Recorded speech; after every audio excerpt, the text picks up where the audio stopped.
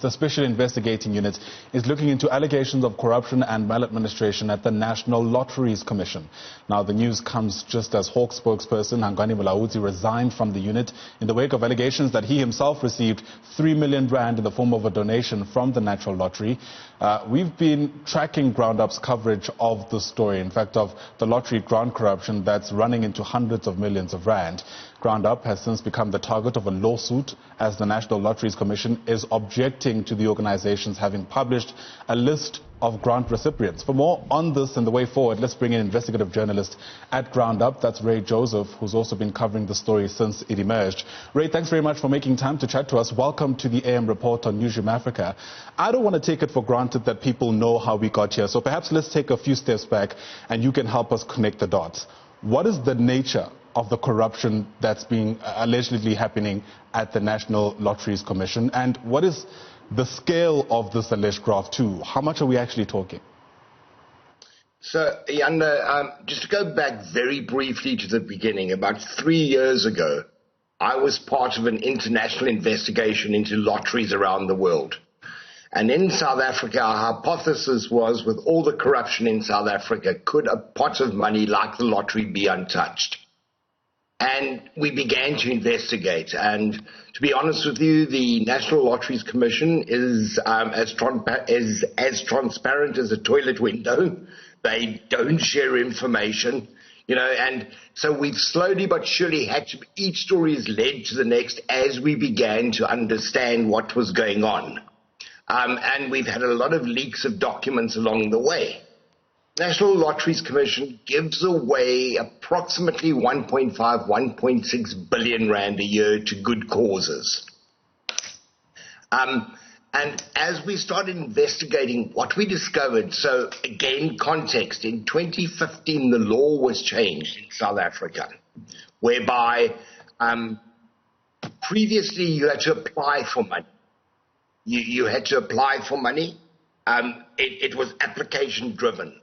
They introduced a thing called proactive funding, whereby the minister, the National Lotteries Commission, or the board of the National Lotteries Commission could decide on a good cause to give money to. So and generally it was around infrastructure projects. And as I went on the road and started looking across the country, I started finding unfinished old age homes, unfinished museums, unfinished drug rehabilitations. Many of them to this day are unfinished. You ask me how much it is, all I can tell you is what we have found. It runs into hundreds of millions of rands, but the more you investigate, the more you find. My opinion, I believe it could run into billions of rands. I believe it will dwarf VBS by the time it is all over. And the extent of what has been going on,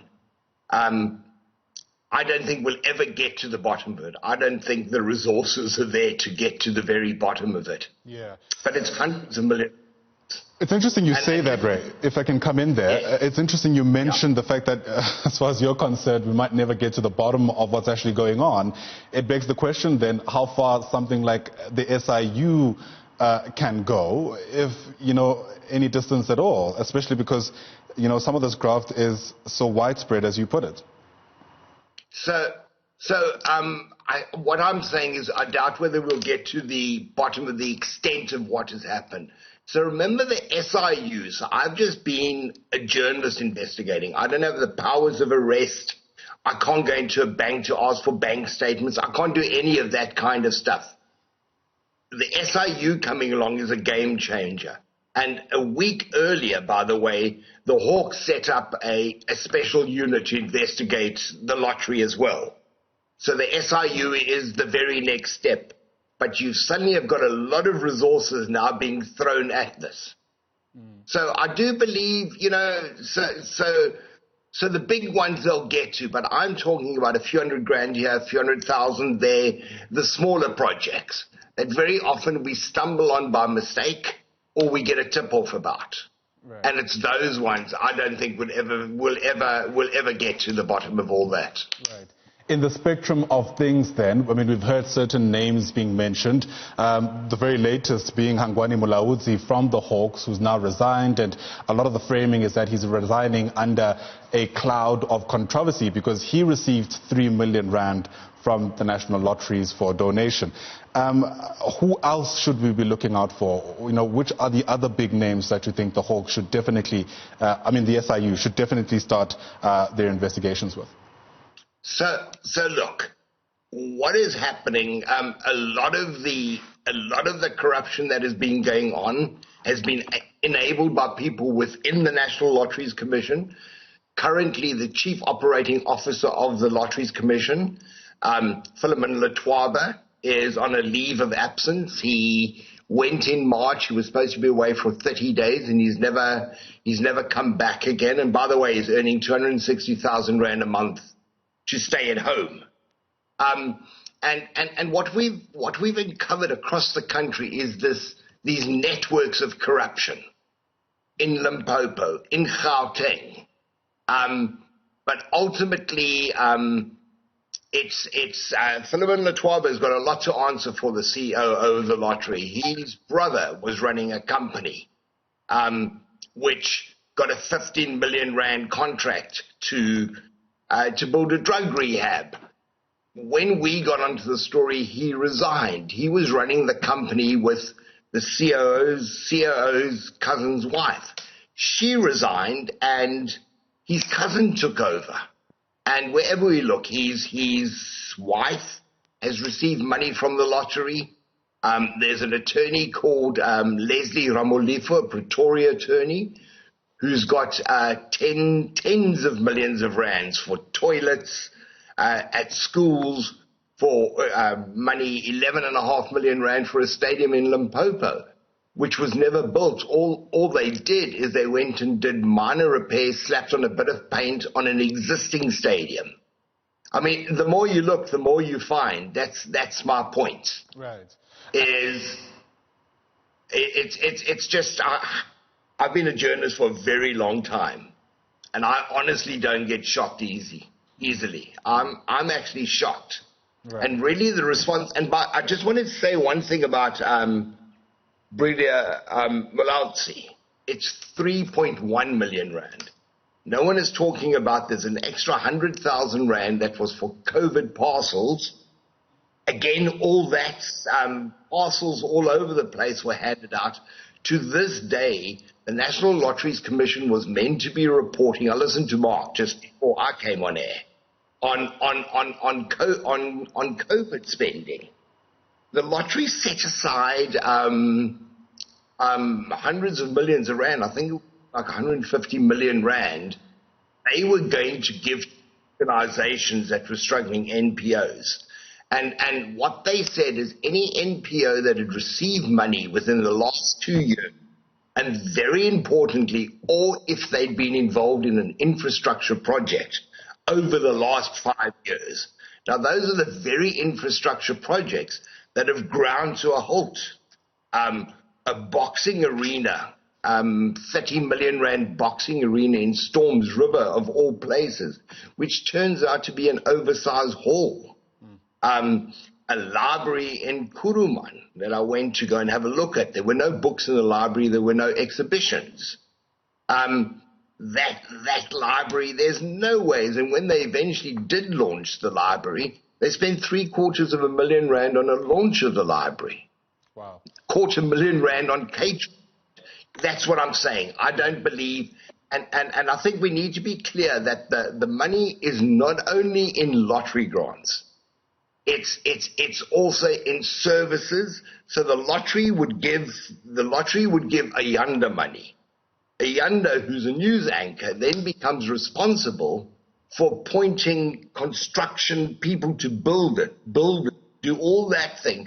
And when you ask the lottery about that, they say, well, we don't appoint those people. So they've got a hands off. It's Ayanda.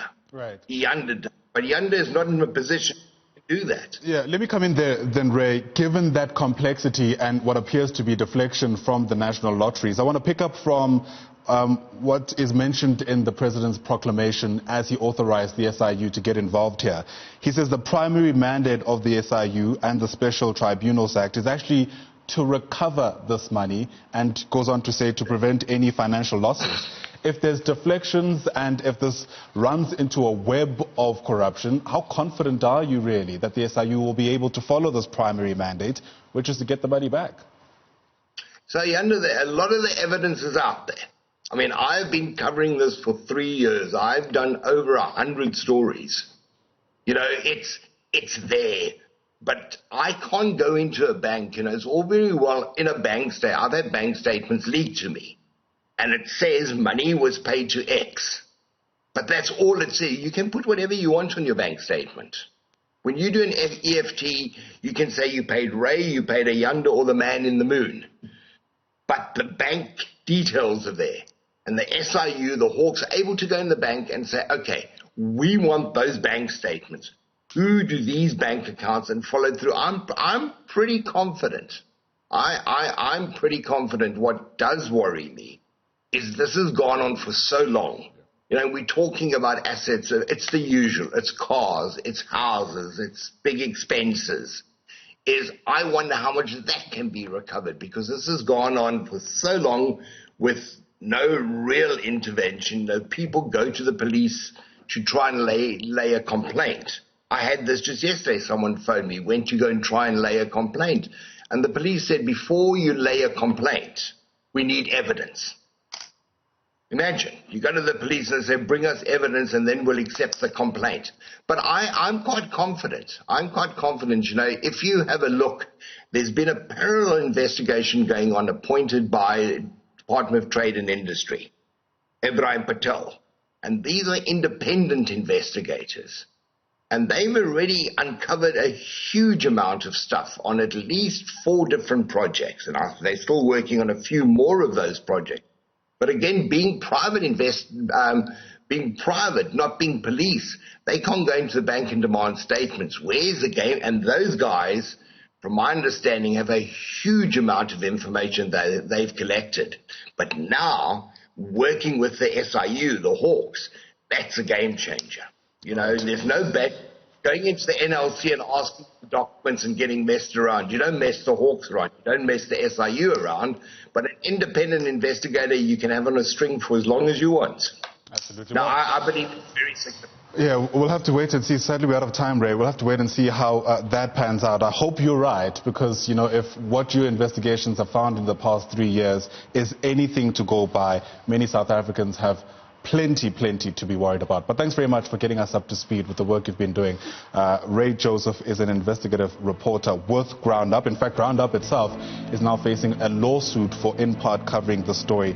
They had published a list of grant recipients on their platform, and the National Lotteries Commission is now taking exception to this. So plenty aspects to the story that we'll keep watching for you.